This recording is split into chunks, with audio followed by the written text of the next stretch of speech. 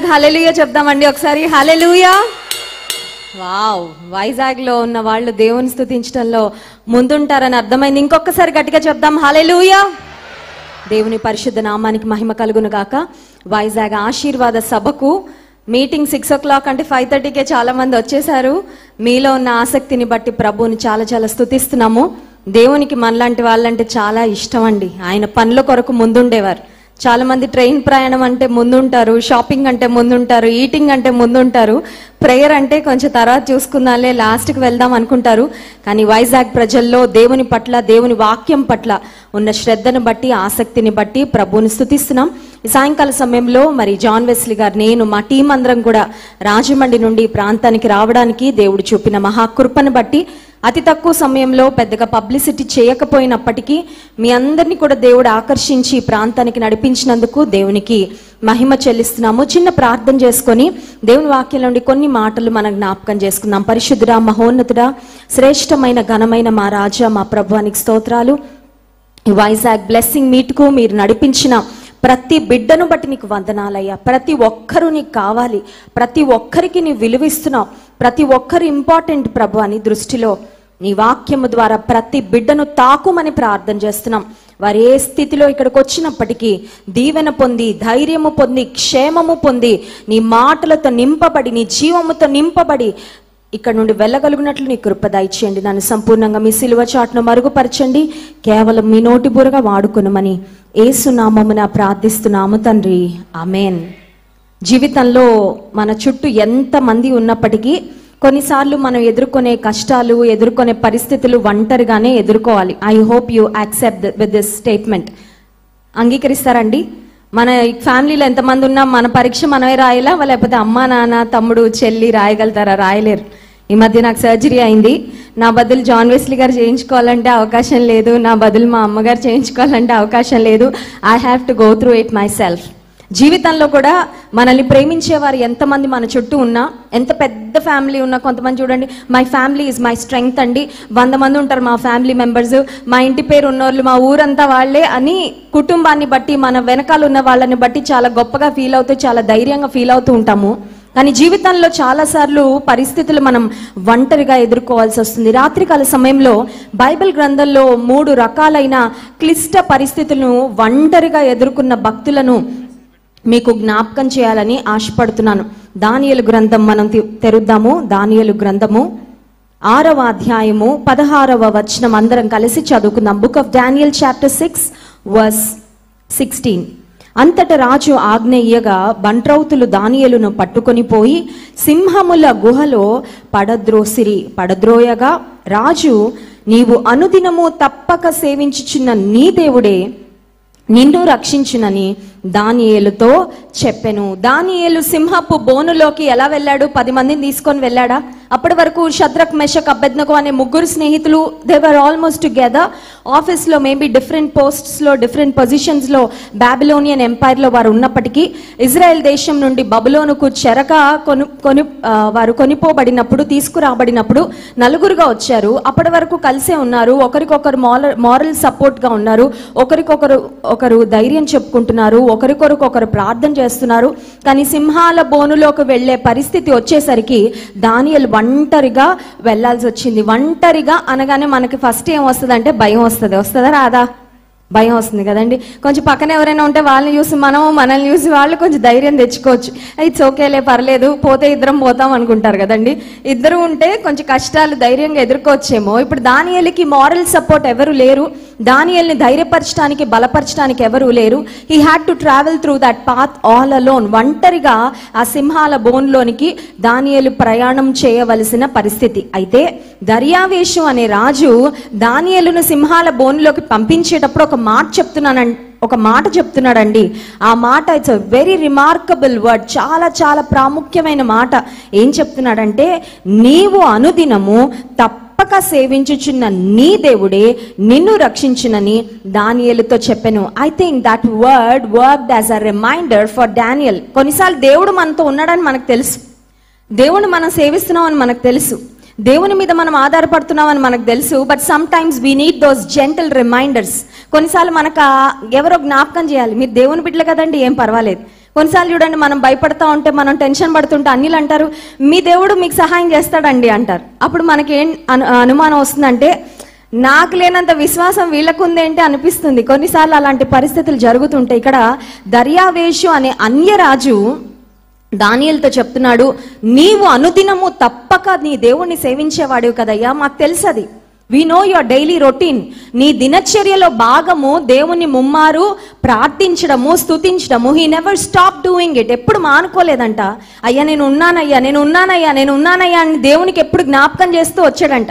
దేవుని సన్నిధిలో ప్రార్థన చేయడం ఇట్స్ లైక్ రిమైండింగ్ గాడ్. ఆయన పాదాల దగ్గరికి వెళ్ళి, ప్రభా నేను ఉన్నాను, ప్రభా నన్ను జ్ఞాపకం చేసుకో, ప్రభా నన్ను జ్ఞాపకం చేసుకో. ఆ స్థితి నుండి నీకెవ్వరు లేకపోయినా, ఏ అండబలం లేకపోయినా, ఏ సపోర్ట్ లేకపోయినా, నిన్ను లేవనెత్తే ఎవ్వరు లేకపోయినా, నీకు ఒక్క దేవుడు ఉంటే, యోసేపు తండ్రి దగ్గర, తల్లి దగ్గర, అన్నదమ్ముల దగ్గర ఏం మిస్ అయ్యాడో కానీ దేవుడు దానికి ఎన్నో రెట్లు అధికంగా యోసేపుకు అనుగ్రహించాడు. హల్లెలూయా.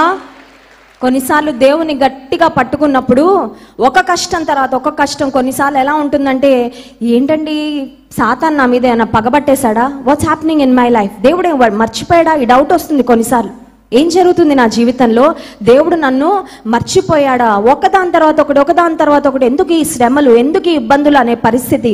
యోసేపు జీవితంలో కూడా it was a series of trials, it was a series of test. ఒకదాని తర్వాత ఒకటి అన్నట్లుగా పరీక్షలు యోసేపు ఎదుర్కొంటూ వస్తే ప్రతి పరీక్షలో పాస్ అయ్యాడు, ప్రతి శోధనను జయించాడు. ప్రతి పరిస్థితిలో దేవుని నిందించకుండా దేవుని మీద ఆధారపడి బ్రతికినప్పుడు ఆదికాండం 41వ అధ్యాయము 41వ వచనం చూడండి. What did he gain? దేవుని నమ్మకంగా పట్టుకోవడం ద్వారా దేవుడు అతన్ని అదే స్థానంలో ఉంచలేదు, దేవుని అతని చేతిని విడనాడలేదు, లేవనెత్తాడు దేవుడు యోసేపును. ఆదికాండం 41వ అధ్యాయము 41వ వచనం.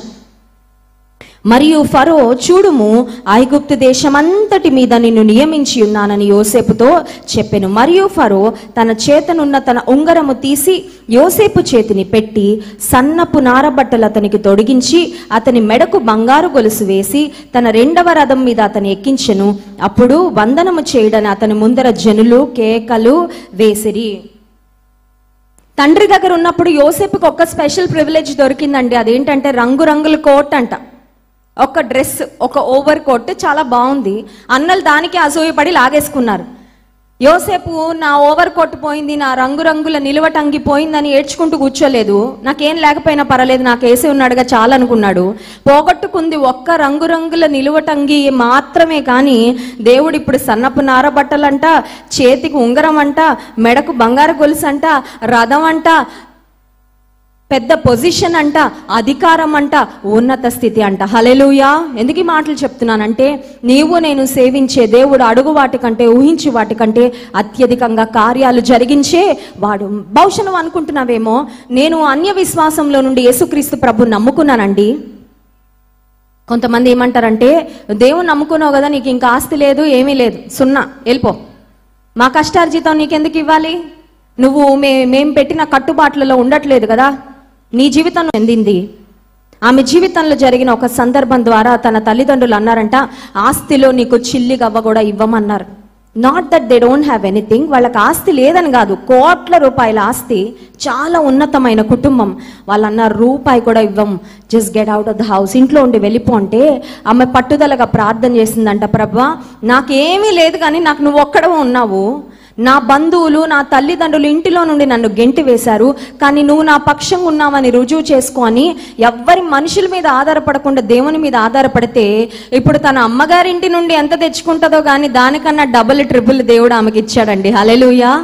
వాళ్ళ ఇంటికి వెళ్ళినప్పుడు ఆ ఇల్లంతా చూపించి చెప్తుంది, అమ్మగారింటి నుండి నాకు చిల్లిగవ్వ రాలేదండి, ఇదంతా నా యేసయ్య ఇచ్చిందే. హల్లెలూయా.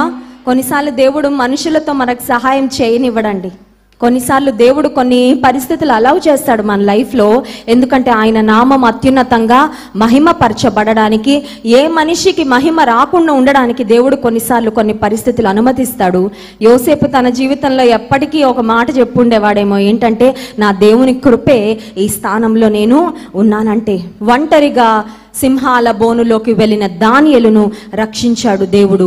దానియేలు సింహపు బోనులోండి వచ్చిన తరువాత దానియేలును రాజు హెచ్చించాడు అనే మాట మనం గమనిస్తాము. దానియేలు యొక్క విశ్వాసము గూర్చి బబులోను సామ్రాజ్యం అంతటిలో కూడా ఆ మాట ప్రతిధ్వనించింది. Everybody knew that the God whom Daniel served is the living God. ఆయన సజీవుడైన దేవుడు అని ప్రతి ఒక్కరు తెలుసుకున్నారు. యోసేపు జీవితంలో ఒక బానిసను ఒక అధికారిగా, ఒక టాప్ మోస్ట్ అథారిటీగా పెట్టడం అనేది ఇట్ నెవర్ హ్యాపెన్స్. ఒక దేశంలో ఒక మంత్రిగా పెట్టాలంటే, ఒక ఉన్నత స్థితిలో పెట్టాలంటే కనీసం వాళ్ళు ఆ దేశంలో పుట్టిన వాళ్ళైనా ఉండాలండి. కనీసం సిటిజన్షిప్ ఉండాలి, ఆ దేశంలో పుట్టిన వాళ్ళు ఉండాలి. యోసేపుకు ఆ ప్రివిలేజెస్ ఏమీ లేనప్పటికీ దేవుడు యోసేపును హెచ్చించాడు. 3వ మాట 113వ కీర్తన 8వ వచనం చదువుకొని మనం ముగించుకుందాం. చూడండి, Psalm 113 and verse 8. 113వ కీర్తన 8వ వచనం. ఆయన నేల నుండి దరిద్రులను లేవనెత్తువాడు, పెంట కుప్ప మీద నుండి దీనులను పైకెత్తువాడు. ఈ కీర్తన ఎవరు రాశారో పైన అయితే వ్రాయబడలేదు, కానీ but most probably it was a psalm written by King David. దావీదు రచించిన మోస్ట్ ఆఫ్ ద సామ్స్ దావీదు యొక్క కాంట్రిబ్యూషనే. దావీదు భక్తుడు రచించిన ఈ కీర్తనలో అంటున్నాడు, దేవుడు లేవనెత్తేవాడు, దేవుడు పైకెత్తేవాడు. హల్లెలూయా. మనుషులు అనగద్రొక్కేవారు, మనుషులు అణిచిపెట్టేవాళ్ళు, కానీ నీవు నేను సేవిస్తున్న దేవుడు లేవనెత్తేవాడు. He is the one who can lift you up.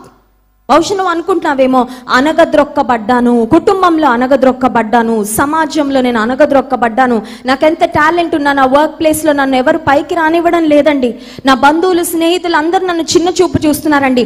Maybe people are looking down on you because of your faith. నీలో ఏ ఒక్క లోపం లేనప్పటికీ నీవు దేవుని బిడ్డవని ఒకవేళ మనుషులు నిన్ను అనగద్రొక్కాలని చూస్తున్నారేమో. దావీదు అంటున్నాడు, ఆయన నేల నుండి దరిద్రులను లేవనెత్తువాడు, పెంట కుప్ప మీద నుండి బీదలను పైకెత్తువాడు. What was David? ఎవరు దావీదు? ఒంటరిగా గొర్రెలను కాసుకున్నాడు దావీదు. No company. అన్నలందరినీ ఆర్మీకి పంపించాడు యెషై, కానీ దావీదును మాత్రం గొర్రెల దగ్గర పంపించాడు. నువ్వు గుడ్ ఫర్ నథింగ్ రా. గొర్రెలు కాసుకోవడానికి పెద్ద టాలెంట్ అక్కర్లేదు, పెద్ద బ్రెయిన్ అక్కర్లేదు, పెద్ద స్కిల్స్ అక్కర్లేదు. నువ్వు వెళ్ళి గొర్రెలు కాసుకుంటే చాలు, you are just fit for that job. ఆ ఒక్క పనికి నువ్వు సరిపోతావని తండ్రి అనుకున్నాడు. కానీ పరలోకపు తండ్రి అన్నాడు, దావీదు, నీ హృదయం ఏంటో నాకు తెలుసు, నీ అంతరంగం నాకు తెలుసు, నువ్వు నన్ను ఎలా సేవిస్తున్నావు, ఎలా ప్రేమిస్తున్నావు నాకు తెలుసు. నా హృదయానుసారుడైన మనుషుడు నీవని నేను ఎరుగుదును, నిన్ను నేను లేవనెత్తుతాను, పైకెత్తుతానని దావీదుని సింహాసనం మీద కూర్చుండబెట్టి, దావీదు యొక్క సింహాసనాన్ని దేవుడు తరతరముల వరకు స్థిరపరిచి దేవుడు దావీదుకు వాగ్దానం చేశాడు, నువ్వు నన్ను నమ్మకంగా సేవిస్తున్నావు కాబట్టి, నువ్వు నన్ను నమ్మకంగా వెంబడిస్తున్నావు కాబట్టి నీ సింహాసనాన్ని నిత్యము స్థిరపరుస్తాను, నీకు శాశ్వతమైన కృపను నేను కనుపరుస్తానని. హల్లెలూయా. దావీదు యొక్క భక్తి, దావీదు యొక్క విశ్వాసము, దావీదు యొక్క అచంచలమైన నమ్మిక దేవుని పట్ల అతని యొక్క తరతరాలు దీవించబడడానికి దోహదపడింది. Maybe you are just a new believer. ఒకవేళ కొత్తగా నువ్వు దేవుని నమ్ముకున్నావేమో, మేబీ నీ కుటుంబంలో మీరు ఒక్కరే ప్రభువు నమ్ముకున్నారేమో.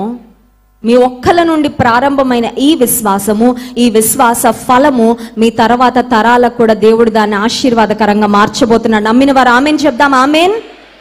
దావీదు అంటున్నాడు, అయ్యా నువ్వు పెంట కుప్పల మీద నుండి దీనులను బీదలను పైకెత్తే దేవుడు. ఈ రాత్రికాల సమయంలో నీవే స్థితిలో ఉన్నప్పటికీ దావీదును లేవనెత్తిన దేవుడు, దానియేలును కాపాడిన దేవుడు, యోసేపును నిలవబెట్టిన దేవుడు, తన సహోదరుల ముందు తల పైకెత్తిన దేవుడు నీ పక్షంగా నా పక్షంగా ఉన్నాడు. కళ్ళు మూసుకోండి, ప్రార్థన చేసుకుందాం. పరిశుద్ధుడా, మహోన్నతుడా, నీ మాటలను బట్టి నీకు వందనాలు చెల్లించుకుంటాం ప్రభా. నిజమే నాయన, పెంట కుప్పల మీద నుండి దరిద్రులను దీనులను లేవనెత్తే దేవుడో ప్రభా, నీకు స్తోత్రాలు.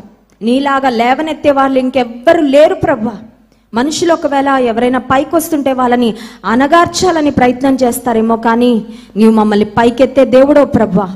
ఎంతమంది అయితే నీ బిడ్డలు యోసేపు వంటి శ్రమలలో బంధువుల ద్వారా, స్నేహితుల ద్వారా, ఇతరుల యొక్క అసూయకు లోనై వేదనలతో ఈ ప్రాంతానికి వచ్చారో, యోసేపును నిలబెట్టిన దేవుడో వారిని నిలబెట్టండి. ఎంతమంది దానియేలు వలె వారి జీవితంలో క్లిష్టమైన సమస్యల గుండా, శ్రమల గుండా వెళ్తూ ఉన్నారో ప్రభా, దానియేలును కాపాడిన దేవుడో, దానియేలు యొక్క తల వెంట్రుక కూడా నేల రాలకుండా అతని ప్రాణమును దేవను భద్రంగా కాపాడిన దేవుడో, నీ ప్రజలను ఆ శ్రమలలో నీవు నిలబెట్టి నీ నామానికి మహిమ తెచ్చుకోండి.